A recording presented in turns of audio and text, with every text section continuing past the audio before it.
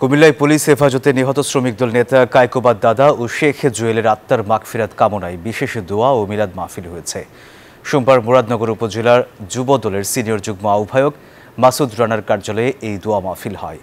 এতে মুরাদনগর উপজেলা ও কুমিল্লা উত্তর জেলার বিএনপি ও অঙ্গ সহযোগী সংগঠনের নেতাকর্মীরা উপস্থিত ছিলেন। বক্তব্য রাখেন কুমিল্লা উত্তর জেলা ছাত্রদলের সাবেক সভাপতি চৌধুরী রকিবুল হক শিপন। বক্তারা বলেন, পুলিশ হেফাজতে একজন রাজনৈতিক নেতার মৃত্যু দুঃখজনক, এর সুষ্ঠু তদন্ত ও বিচার হওয়া জরুরি।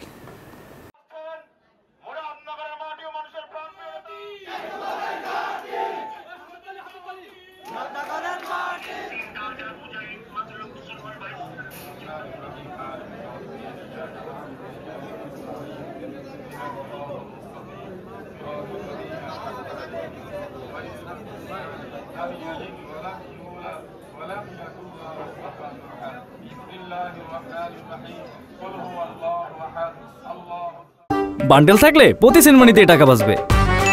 বিকাশ সেনমানি বান্ডেল কিনে জিতুন প্রতি লেনদেনে।